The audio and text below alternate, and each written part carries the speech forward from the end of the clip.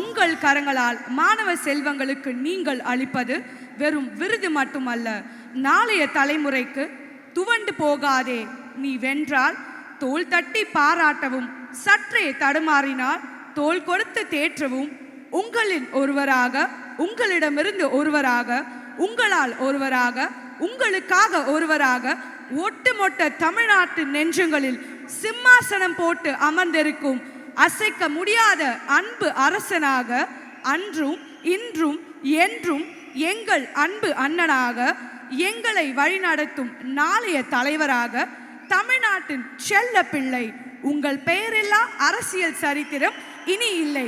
அன்பு தளபதி, தமிழக வெற்றி கழகத்தின் தலைவர் அவர்களை மேடைக்கு அன்போடு ஒரு பலத்த கரகோஷத்துடன் மேடைக்கு அழைக்கலாம்.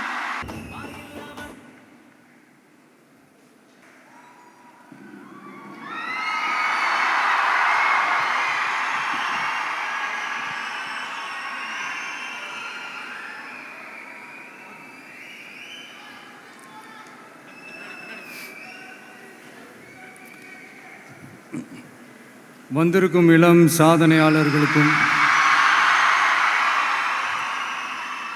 அவங்களுடைய பெற்றோர்களுக்கும்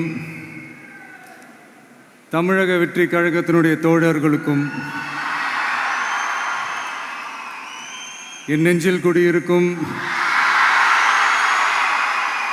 நண்பா நண்பிகள் உங்கள் அனைவருக்கும் மீண்டும் என்னுடைய பணிவான வணக்கங்கள். நான் இன்றைக்கி எதுவும் பேச வேணான்னு தான் நினச்சேன். பட் ஒரு முக்கியமான ஒரு விஷயத்தை பற்றி இன்றைக்கி நான் பேசலைன்னா அது அவ்வளோ கரெக்டாக இருக்காதுன்னு எனக்கு தோணுச்சு. அதான் அது என்னவா இருக்குன்றது நீங்களே கெஸ் பண்ணியிருப்பீங்க. எஸ், நீட்டை பற்றி தான்.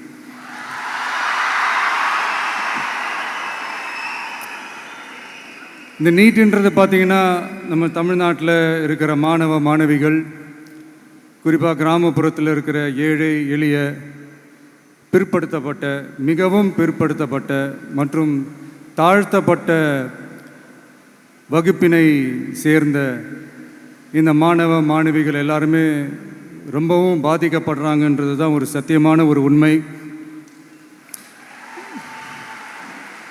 இந்த நீட்டை பற்றி ஒரு பிரச்சனையாக நான் பார்க்குறது என்னென்னா, ஒன்று இந்த நீட் இந்த மாநில உரிமைகளுக்கு எதிரானதாக இருக்குது.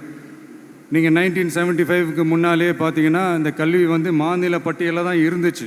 உங்கள் எல்லாருக்குமே தெரிஞ்ச ஒரு விஷயந்தான். அதுக்கப்புறமா தான் அது ஒன்றிய அரசு வந்ததுக்கப்புறம் அது பொது பட்டியலில் அது சேர்த்தாங்க. எனக்கு தெரிஞ்சு அதுதான் ஒரு முதல் பிரச்சனையாக ஒன்று ஸ்டார்ட் ஆச்சு. ரெண்டாவது பார்த்திங்கன்னா, ஒரே நாடு, ஒரே பாடத்திட்டங்கள், ஒரே தேர்வு. இது பேசிக்காகவே அந்த கல்வி கற்கும் அந்த நோக்கத்திற்கே ஒரு எதிரான ஒரு விஷயமாக நான் அதை பார்க்குறேன்.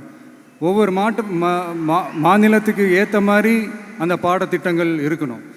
இது நான் மாநில உரிமைகளுக்காக மட்டுமே இதை நான் கேட்கல. நீங்கள் பார்த்தீங்கன்னா அந்த கல்வி முறையில் பல்வேறு கண்ணோட்டங்கள், பல்வேறு பார்வைகள், டிஃப்ரெண்ட் பர்ஸ்பெக்டிவ்ஸ்னு ஒன்று சொல்லுவாங்க இல்லையா, அப்படி அதுக்கு ஒரு முக்கியத்துவம் கொடுக்குற ஒரு விஷயமாக அது இருக்கணுன்றதான் என்னுடைய பார்வை. Diversity is a strength, it is not a weakness. பன்முகத்தன்மை அப்படிங்கிறது அது ஒரு பலமே தவிர பலவீனம்னு சொல்ல முடியாது. இதில் இன்னொரு முக்கியமான ஒரு விஷயம் என்னென்னா, மாநில மொழியில் படிச்சுட்டு,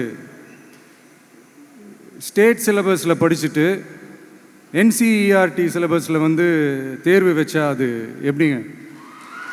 அதுவும்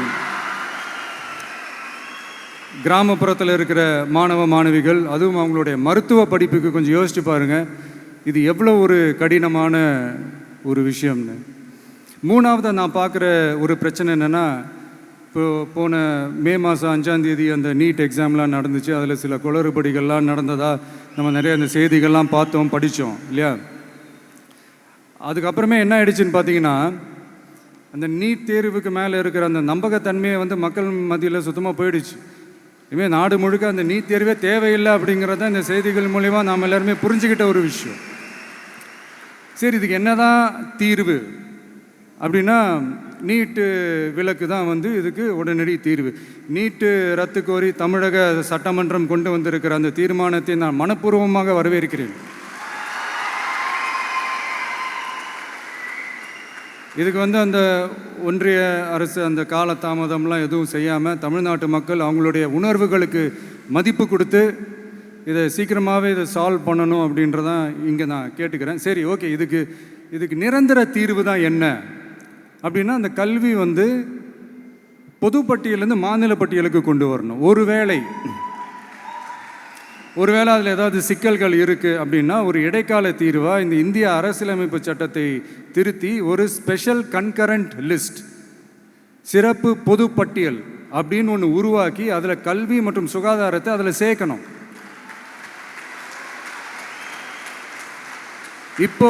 இப்போ இருக்கிற அந்த பொதுப்பட்டியல் என்ன ஒரு பிரச்சனை அப்படின்னா, நீங்கள் அந்த துறைகள்லாம் பார்த்தீங்கன்னா மாநில அரசுகளுக்கு என்னதான் அதில் அதிகாரம் இருந்தாலும் அது முழுக்க ஒன்றிய அரசினுடைய கட்டுப்பாட்டில் தான் இருக்குது. அதனால் மாநில அரசுகளுக்கு வந்து அந்த முழு சுதந்திரத்தை அது தரப்பட வேண்டும் அப்படின்றதான் இங்கே என்னுடைய தாழ்மையான ஒரு வேண்டுகோள். ஒன்றிய அரசு அவங்களுடைய கட்டுப்பாட்டில் இருக்கிற ஒரு சில இந்த மெடிக்கல் காலேஜஸ்லாம் இருக்குல்ல, எய்ம்ஸ், ஜிப்மர், பிஜிஐ, இந்த மாதிரி நிறுவனங்களுக்கு வேணால் அவங்க வந்து அந்த நீட் எக்ஸாம் நடத்தணுன்னா நடத்திக்கலாம். பட் இங்கே வந்து அந்த பிரச்சனை என்னென்னா, இது வந்து என்னுடைய ஒரு சஜஷன் தாங்க. இது நடக்குமா? உடனே நடக்காதுன்னு எனக்கு தெரியும். அப்படியே நடந்தாலும் அதை நடக்க விட மாட்டாங்கன்னு எனக்கு தெரியும். ஸோ அதனால் இந்த சந்தர்ப்பத்தில் என்னுடைய சஜஷனை வந்து உங்ககிட்ட அதை நான் பகிர்ந்துக்கணுன்னு ஆசைப்பட்டேன். இதுதான் என்னுடைய தனிப்பட்ட ஒரு கருத்து நீட்டை பற்றி. ஸோ மற்றபடி வேறு ஒன்றும் இல்லை. வந்திருக்கிற என்னுடைய friends, learning is fun, education is celebration. ஜாலியாக படிங்க, ஸ்ட்ரெஸ் எல்லாம் எடுத்துக்காதீங்க. இந்த உலகம் ரொம்ப பெருசு, ரொம்ப பெருசு. ஆப்பர்ச்சுனிட்டிஸ் அவ்வளோ இருக்குது, அவ்வளோ கொட்டி கிடக்கு. அதனால் ஏதாவது 1-2 மிஸ் பண்ணாலும் எதுவும் ஃபீல் பண்ணிடாதீங்க. அப்படின்னா கடவுள் வந்து இன்னொரு ஒரு பெரிய ஆப்பர்ச்சுனிட்டி உங்களுக்காக வச்சுட்டு காத்துக்கிட்டு இருக்கிறாருன்னு அர்த்தம். அது என்னன்னு தேடி கண்டுபிடிங்க. கான்ஃபிடென்ட்டாக இருங்க, நல்லதே நடக்கும். வெற்றி நிச்சயம், வெற்றி நிச்சயம். மீண்டும் சந்திக்கும் வரை நன்றி, வணக்கம்.